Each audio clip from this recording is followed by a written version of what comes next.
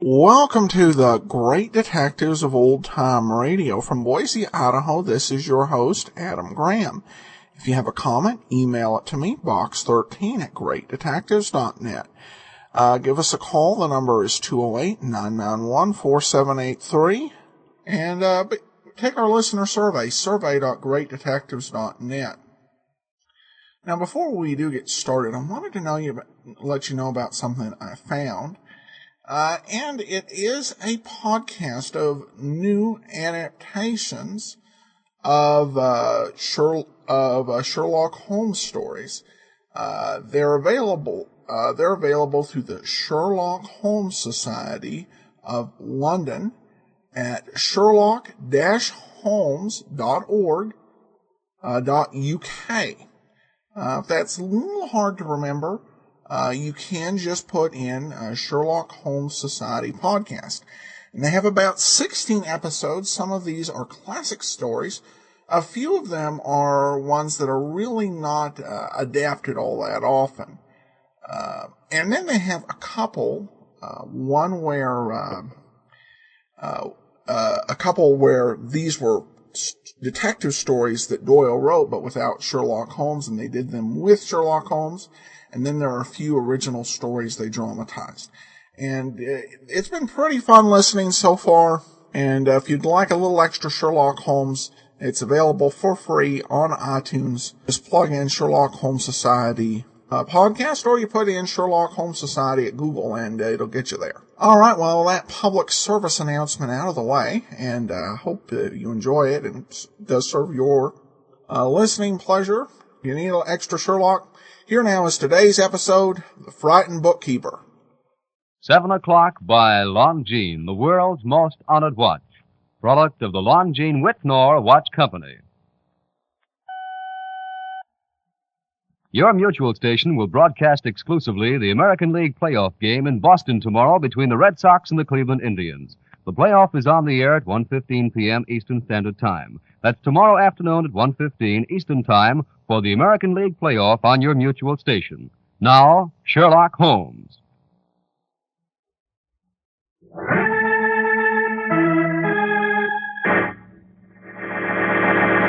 The makers of Clipper Craft Clothes for Men and more than 1,200 leading retail stores from coast to coast present Sir Arthur Conan Doyle's immortal character, the world's most famous detective, Sherlock Holmes, starring John Stanley.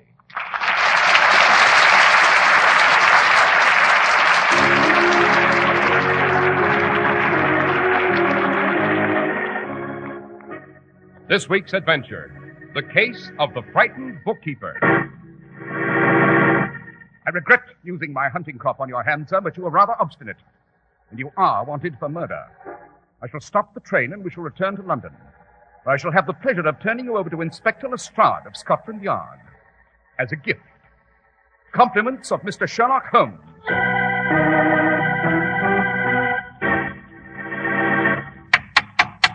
Well, here we are again at the door of Dr. Watson's study, ready to hear another exciting story from the good doctor's memoirs. Good evening, Mr. Good evening, Delighted Doctor. to see you again. Dr. Watson, which of your spine-tingling adventures with Mr. Holmes do we hear about tonight? Well, it's the case of the frightened bookkeeper, Mr. Harris. It concerned a murder under fantastic circumstances, and it ended with the strangest doings in a court of law that I have ever witnessed. Well, Doctor, two things always amaze me. Mr. Holmes' cases, for one, and for another... May I venture to guess that the other source of your amazement has to do with Clipper Craft Clothes? It certainly does, Dr. Watson. If you think a really fine suit should cost you a young fortune, why, you'll be glad to know you're wrong. Absolutely wrong. Because you can own a suit that looks like an expensively tailored model without going haywire. Impossible? Well, just slip into a Clipper Craft suit. Study the tailoring, examine the fabrics. Don't think you can afford it? Well, then glance at the price tag. No, your eyes aren't playing you a trick. The price is only $40 or $47.50. You wonder how it's done? Well, listen. More than 1,200 of this country's finest independent stores, from Maine to California, have combined their vast purchasing power to keep your budget happy. That's why you'll pay only $47.50 for the handsome Clippercraft worsted suit you'll hardly ever wear out. Try one on at the Clippercraft store in your community. You're bound to agree. Clippercraft's values in suits, top coats, and sport coats are flabbergasting. Compare Clippercraft with clothes selling for many, many dollars more.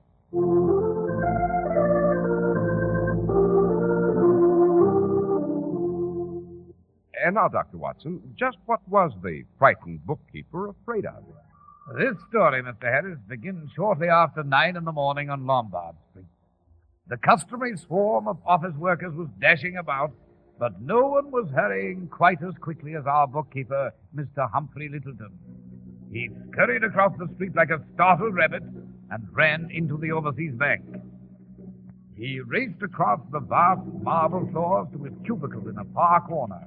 There, he hastened to hang his coat on a hook and wiped his perspiring brow.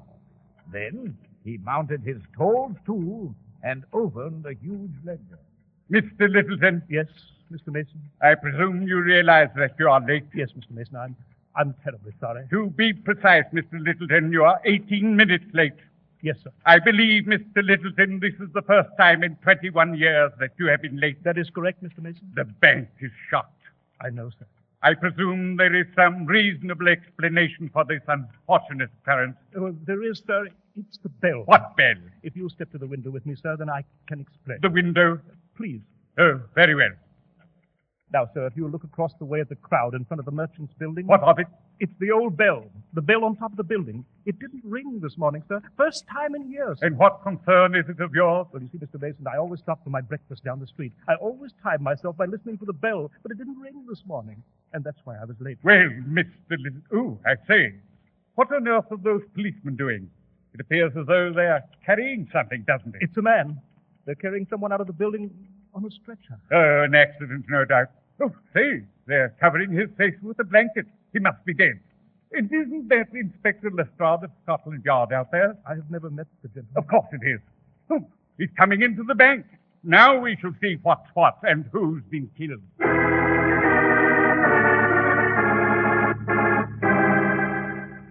Mr. Littleton. Yes, Mr. Mason. May I present Inspector Lestrade of Scotland Yard? Well, happy to make your acquaintance, Inspector. How do you do? Mr. Littleton, you were late this morning because the bell on the top of the Merchants Building failed to strike the hour of 9. Yes, Mr. Mason. Inspector Lestrade informs me that the bell did not strike because something had fallen into the mechanism. Do you know what it was? I haven't the remotest idea. It was a dead body. Really? It was the body of a Mr. Henry Bennett. Henry? Mr. Bennett was murdered. What's that? You committed the murder, Mr. Littleton. Well, You were late because you did not simply stop for breakfast. You also stopped to do away with Henry Bennett. Humphrey Littleton, you're under arrest. No, I didn't kill him. You can't arrest me. Oh, You can't. Keep him away from that drawer, Inspector. The bank keeps the gun there. Why, the I sign- have the gun. Now out of my way or I'll shoot you. You haven't a chance, Littleton. We'll find you. I don't think so, Inspector. I'll take my coat if you don't mind. Don't call to your men. I can still see you very well. If you budge or say a word, I shall kill you. Oh, I never thought he had it in him. Mr. Littleton, a murderer. And now we'll have to search all London for the rascal. Stop that man! Stop him, I say! After him! After him!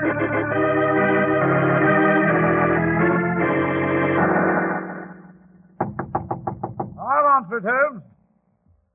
Good morning, Dr. Watson. Oh, good morning, Inspector Lestrade.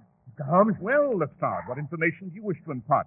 Aside from the fact that you've found a cadaver in a small, inaccessible area, that you've lost a prisoner, and that you're desperately anxious to discuss the case. Holmes, the inspector's hardly said a word. How do you know what this is all about? He's hardly said a word, my dear Watson, but his appearance is most eloquent. Is it, Mr. Holmes? Indeed. You've dust on the knees of your trousers and the elbows of your coat, indicating clearly that you've been squirming about in an area that's barely accessible. You've found a corpse, since a considerable number of woolen threads are on your jacket. They are the distinctive colored threads found on the blanket used by the coroner when placing dead bodies in his wagon. Remarkable. Your complexion is livid and you're breathless. You have therefore been running, surely not in haste to pay us a social call, Rather, I should say in pursuit of someone.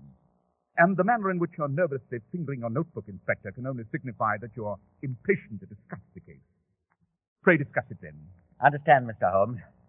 I'm telling you this because you have been somewhat helpful on previous occasions. A masterpiece of understatement. I'm not asking your assistance. It's just if you should come across anything that should be brought to my attention. Now then, our information's fragmentary. Perhaps I may embellish it.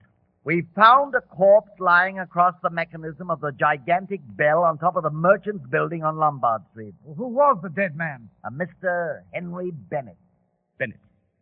Bennett, yes, I have a card on him. Who is he, Holmes? Oh, a petty thief, tiresome record of criminal trivia, served a few short prison terms, bit of flotsam on the sea of the London underworld. Bennett's skull was split open. We found the weapon. With a walking stick with a cast-iron top. A walking stick? We couldn't fathom where it came from, but a girl in the crowd recognized it. She's the secretary of the overseas bank across the way. The bank had presented the walking stick to one of its bookkeepers as a memento of 20 years' service. And the bookkeeper's name? Humphrey Littleton. Find anything else? Yes. There was a letter on the body, obviously a blackmail note, addressed to Humphrey Littleton. Oh, how did the note read? It said, Merchants Building, Tuesday morning, bring usual payment, be sure you keep mum.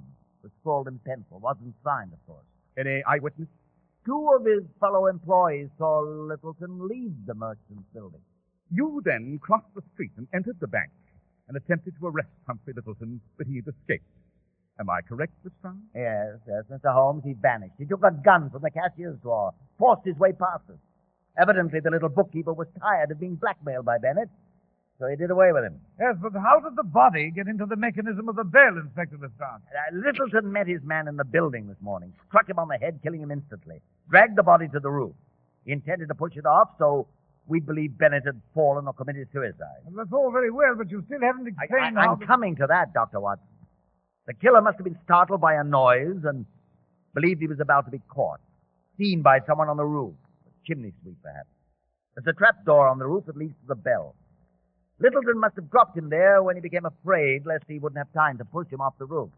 Anything further you wish to state, Lestrade? No. Now I must be off. I don't suppose you'll have occasion to do so, Mr. Holmes, but if you should come across a clue as to the whereabouts of Littleton, you might tell the yard. Lestrade, I leave the solution of this case entirely in your capable hands. It will rest well there, Mr. Holmes. I've no doubt, Lestrade. Good morning. Good morning, gentlemen. Inspector. Well, confound it, Holmes. You're not just going to sit there while Inspector Lestrade steals a march on you. Not a bit of it, my dear Watson. I'm merely giving him time to leave. The moment he's sufficiently far away, we're off to the overseas bank. We shall see if we can't locate Mr. Humphrey Littleton, the frightened bookkeeper. Perhaps we may shake salt on the tail of this bird who's flown the cage.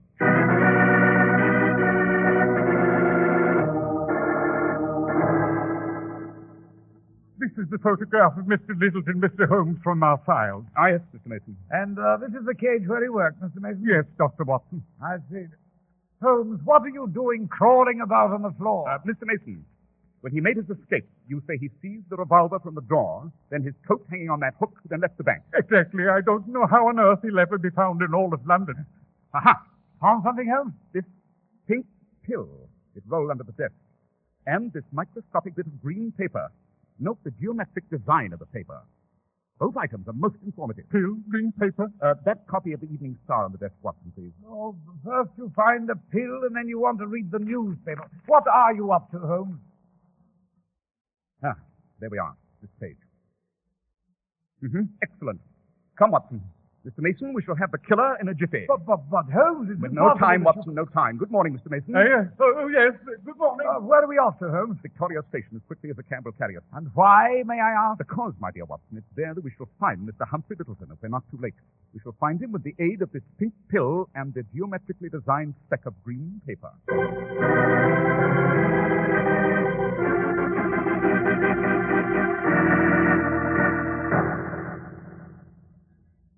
We're most fortunate, Watson. The train Mr. Littleton has chosen for his departure to the continent is still here at the station. Come along, I'll search his tickets for us. We must board it. Well, but what train? How do you know all this? The answer is the pink pill I discovered in his cage at the bank. I recognized it immediately. Its mate is missing. There's a pink pill and a brown pill. Ingredients, a form of butyl alcohol, hyoscine bromide, and caffeine. more commonly known as seasick pills. Oh, I see. The pill fell from Littleton's pocket when he lifted his coat from the hook. Pill? By George, he was preparing for a sea voyage. Positively brilliant, my dear Watson. Yes, our bookkeeper was prepared to bolt from the clutches of his blackmailer, to abandon his position at the bank. He was preparing for a sea voyage, timid soul that he is, by securing pills. This gate, Watson. Oh, right you are, thank you. But why did you read the Evening Star? To examine the travel section. Not a single passenger ship sails today for a far-off port. There are simply the regular daily sailings across the Channel to France. Of course, I had to fortify this clue with more tangible evidence. The particle of green paper? Easily identifiable. It was a familiar green paper utilized for the printing of railway tickets. As for the neat pattern of it, it was definitely the portion punched out by the ticket seller. The railways maintain an infallible system of tracing those punch marks, Watson. Each punch has a peculiar design of its own. I was quite correct in surmising that Littleton was headed across the Channel via Victoria Station. His tickets for the train to Dover, the train we're about to board. Shall we? This compartment? So the agent said. I say, Holmes, do you expect the killer in this compartment? Yes, I realize it's empty now, but he'll arrive most assuredly. All right, step in, Watson, step in. Oh, thank you. Oh, by the by, while I was waiting at the gate, I glanced at the newspaper, Holmes. There's an item about this crime. The eminent counselor, Mr. Francis Ridgway, upon being informed of it, has volunteered to defend Littleton without a fee. Really? No, this is an extremely dangerous method of dealing with a killer. Holmes, we're leaving, and he isn't aboard. You must have made an error in your deduction. Impossible. We're moving. Yes, and someone's out there trying to jump on. Open the door, Watson. Oh, right you are. Thank you. Thank you. I thought I'd never make it. Are you gentlemen going to Dover? Yes. And you? To Dover. Then the Channel steamer. Well, since we've a journey of 2 hours together, perhaps we should introduce ourselves. This is Dr. John Watson. How do you do? My name is Sherlock Holmes. What is your name, sir? What is your name, sir? Bartlett. George Bartlett. I beg your pardon. Your name is Humphrey Littleton, and you're wanted in London for committing murder.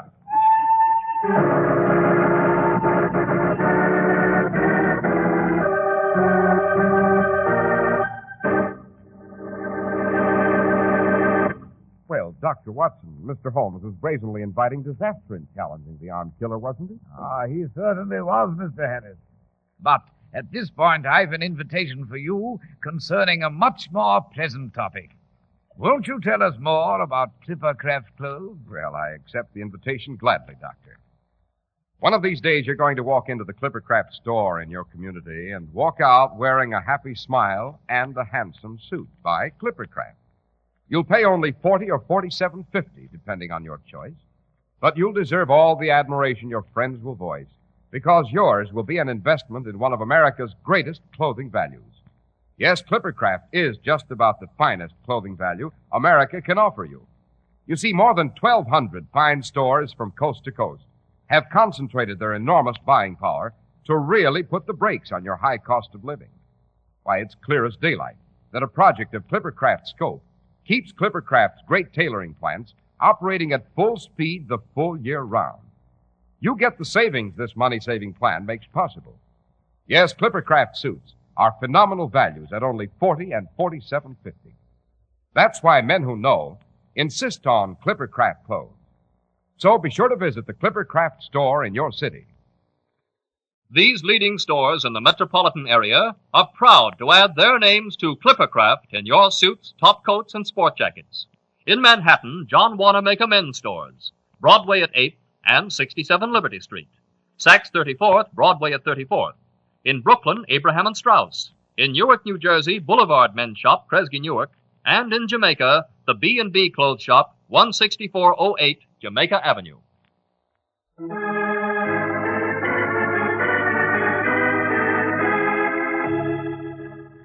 Now shall we return to the frightened bookkeeper, Mr. Harris? Well, we can't return to that train fast enough for me, Dr. Watson.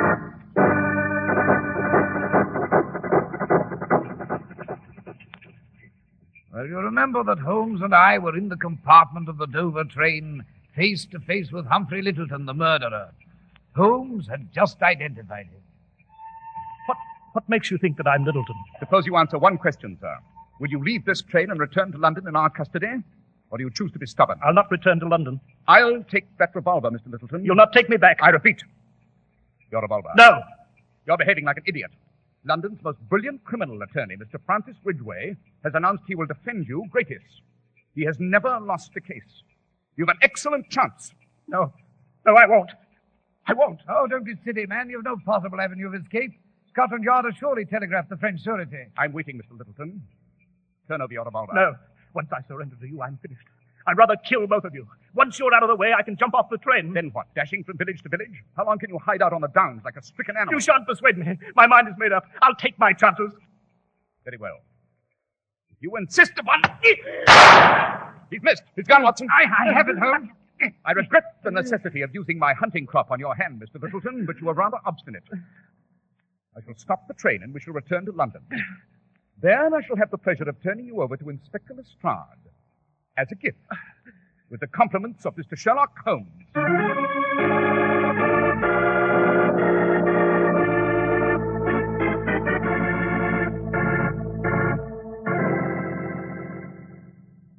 Well, Holmes, the morning newspapers say that Littleton is safely locked in prison.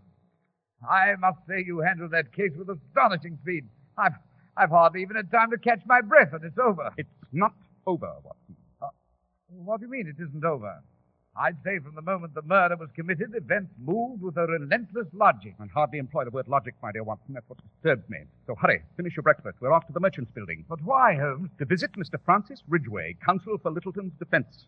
Why? To ascertain how he plans to defend the bookkeeper. Well, it should be a simple, speedy trial, shouldn't it? Perhaps.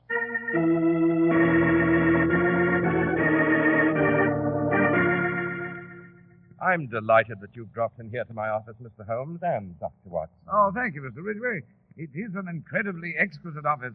Those draperies, magnificent rugs, most striking. Don't you agree, Holmes? Yes, quite. May I ask, Mr. Ridgway, what sort of defense you plan for Humphrey Littleton? Well, there isn't a scrap of evidence on his behalf, Mr. Holmes, and he admits he was being blackmailed by the dead man. You see, Littleton once needed money desperately for his wife, who was ill. He took some from the bank and juggled his books to cover up. Bennett knew about it, but Littleton denies committing the murder. Says he was never on the roof of the Merchants' Building. Says his walking stick was stolen from his flat. No one will believe him, I'm afraid. I don't suppose you've learned anything that would help me, have you? No, I had not.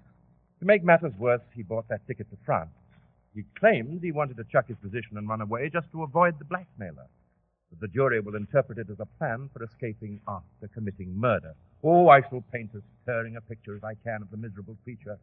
Hounded by a petty thief, he became fed up, that's about all. I shall fight every inch of the way, but confidentially, this may be the first case I've ever lost.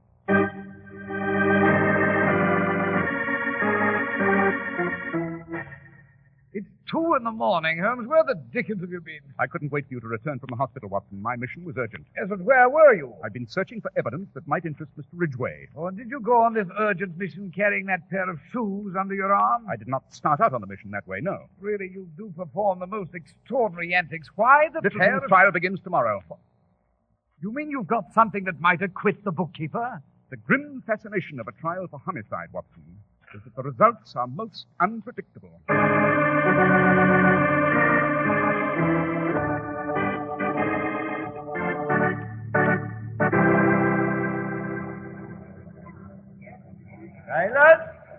Silence in the court.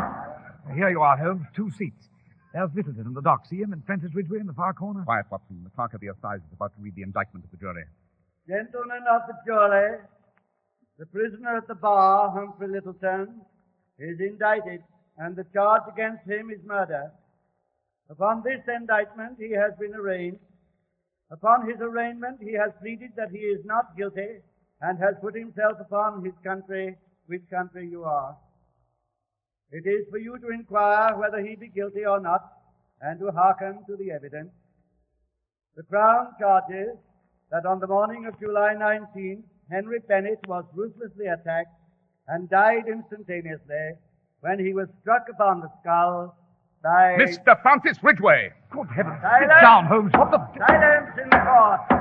Mr. Holmes, What is the reason for this disturbance? May it please your lordship, gentlemen of the jury. Henry Bennett was not murdered by Humphrey Littleton, the prisoner in the dock, but by Mr. Francis Ridgway, counsel for the defense. Silence! May it please your lordship, I do not know why Mr. Holmes has chosen to interject this fantastic One assertion, moment, Mr. Ridgway. Mr. Holmes, My lord. you have on many a previous occasion made a substantial contribution to the enforcement of law and order. The court will entertain a statement. I protest, your lordship. Go on, Mr. Holmes, tell them. Tell them I didn't do it. I didn't do it. God help me, I didn't do it. Silence! The court will entertain a statement by Mr. Sherlock Holmes. Mr. Ridgway, it originally struck me as curious that a counsel possessing your perfect record should volunteer for a case so obviously doomed to defeat. Could it have been that you wanted to have the case because you wanted to lose it? Idle speculation. I visited your office to develop my theory. Dr. Watson admired your draperies, but I noticed a black spot on your rug. It was tar. Although you may have vigorously cleaned the remainder of your office, you neglected to remove that one speck. Well, go on, Holmes, go on. Where did the tar come from, Mr. Ridgway? Well, the murder was committed on an extremely hot day. On the roof of the merchant's building, the tar melted. It came off on your shoes. After killing Bennett on the roof, you returned to your office soiling your rug. Preposterous. Conjecture on your part, sir. Last night, I was on the roof of the merchant's building. I made plaster casts of the killer's footprints. I then paid a midnight visit to your deserted office, Mr. Ridgway. I found a pair of your shoes in a closet. The casts, which I'm prepared to submit as evidence, match your footprints perfectly. Inconclusive evidence. Utterly inconclusive. In addition, I took a sample of the tar from that same roof and compared it with a sample from the tar on your rug. I have here a report based on experimentation at home to the effect that both samples match perfectly in chemical content. Proof. I demand proof, sir, that I actually committed the murder. And you shall have it. There is a young gentleman waiting outside at my request. His name is Bob Dexter. What is most important about this young gentleman, however, is not his name. It is his occupation. Mr. Dexter is a chimney sweep. My friend, Inspector Lestrade's thesis was correct. There was a noise that startled the killer. It was a chimney sweep. Mr. Holmes, do you request that the witness be summoned now? In a moment, my lord. I made inquiries. I found this young gentleman at his home in Stepney. I persuaded him that accepting your bribes to keep silent, Mr. Ridgway, was a disgraceful crime. He is prepared to testify that he overheard your angry conversation with Bennett upon the roof. Mr. Holmes, what was the subject of the conversation? My lord, the conversation revealed that while Bennett was in prison, he secured information from his fellow prisoners, from your victims, Mr. Ridgway, your dupes who served while your clients were scot-free. Once released, Bennett patiently gathered canceled checks, notes, photographs, overwhelming evidence about your career. Your brilliant career was founded upon a tissue of lies, bribery, forgery, coercion. You invited Bennett to the building to purchase his collection. But you killed him with Littleton's walking stick, which you'd stolen to be sure the evidence pointed to the helpless bookkeeper. Now, shall we call Mr. Dexter, who saw you do away with Bennett? May it please your lordship, I should like to make a request. Proceed, Mr. Ridgway. I move that the indictment against Mr. Humphrey Littleton be stricken from the record, and a new indictment be drawn up by the grand jury charging the murder of Henry Bennett and Mr. Francis Ridgway.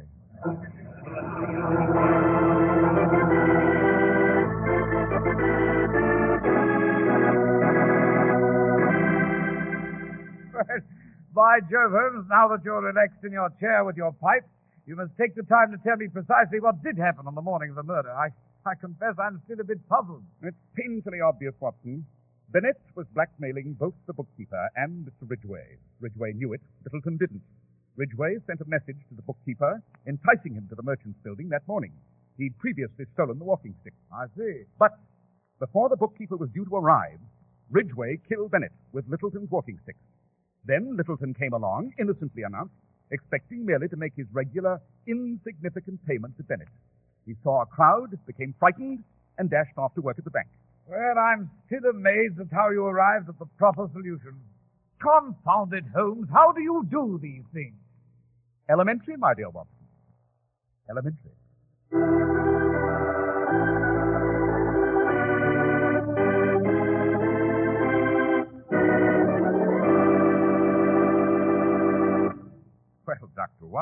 the case of the frightened bookkeeper was really very surprising. I'm sure you've an equally startling adventure planned for next week. Oh, yes, Mr. Harris, I have.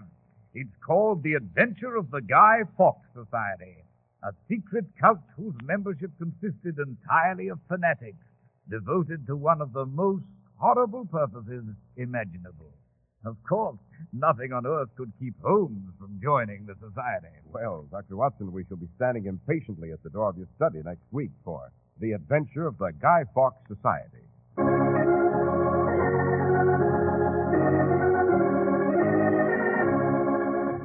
The makers of Clipper Craft clothes and more than 1,200 stores from coast to coast have brought you another in the new series of broadcasts featuring the world's most famous detective, Sherlock Holmes.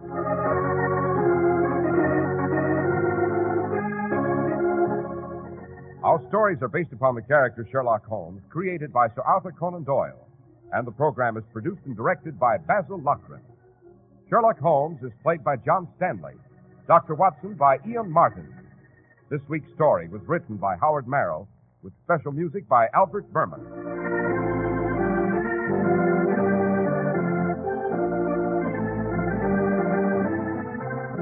If you don't know your Clipper Craft dealer, write Clipper Craft, 200 Fifth Avenue, New York City.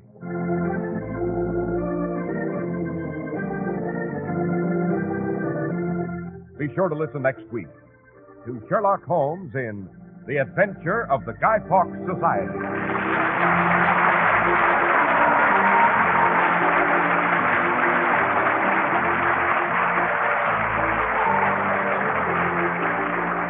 This is Cy Harris speaking for Clipper Craft Clothes. This is the Mutual Broadcasting System. With your dial set at 710, you're all set for Behind the Front Page with Gabriel Heater, which follows in just a moment. Eastern Airlines now ready for departure. It's Eastern Airlines for double dependability. Eastern's planes are the world's finest. Its pilots tried and proven through years of service. Fly Eastern, the dependable airline. This is WOR, New York. Welcome back. Well, a kind of interesting turn on the story. When you have a situation where the lawyer for the defense did it, not an entirely unprecedented move, and in some ways the lawyer kind of tipped his hand. He offered to defend the guy for free, but with no apparent reason as to why he was offering the free defense, and no way he could fulfill it. The only other person I suspected from earlier on was the boss. Just because the boss seemed a little bit too eager to believe that one of his longtime employees had committed the crime of murder. But it turned out to be the lawyer, and they definitely made that make sense in this episode. If you were wondering about the American League playoff, that mention was actually pretty rare. For those who are unfamiliar with baseball prior to expansion in 1969, baseball used to be the only playoffs there was the World Series, where the best team in the American and National League met, with no League Championship Series and no Division Series. So in that case, Boston and Cleveland finished the season with identical records, so they met in a one-game playoff to determine at Fenway Park to determine the American League Championship, and Cleveland actually won the game 8-3, powered by Lou Bordeaux of the Indians. So, just in case you were curious how that turned out. Alright, well, we turn now to listener comments and feedback. And we begin with an email from Lisa, who says, thank you, Adam. I love your show. Here in Cincinnati, WVXU used to play many old-time radio shows throughout the day. But several years ago, the station went to an all-NPR format. I was glad to find your podcast. Miss Alfred Shirley as Dr. Watson, but I suppose there's no one to complain to. Take care from Lisa in Cincinnati. Well, thanks, Lisa. Well, no one specifically to complain to. I will let you know if you enjoyed Alfred Shirley. We will eventually have him back. He actually starred in his own detective series, Hearthstone of the Death Squad, and we will probably have that one in a few years. We did receive a review on iTunes. Don Collins says just very interesting. Well, thanks, Don, and we're glad you're listening out there. All right, well, that will do it for today. We will be back tomorrow with yours truly, Johnny Dollar, and then join us back here on Thursday for another episode of Sherlock Holmes. In the meanwhile, send your comments to Box 13, greatdetectives.net. Follow us on Twitter at Radio Detectives and give us a call, 208-991-4783. From Boise, Idaho, this is your host, Adam Graham, signing off.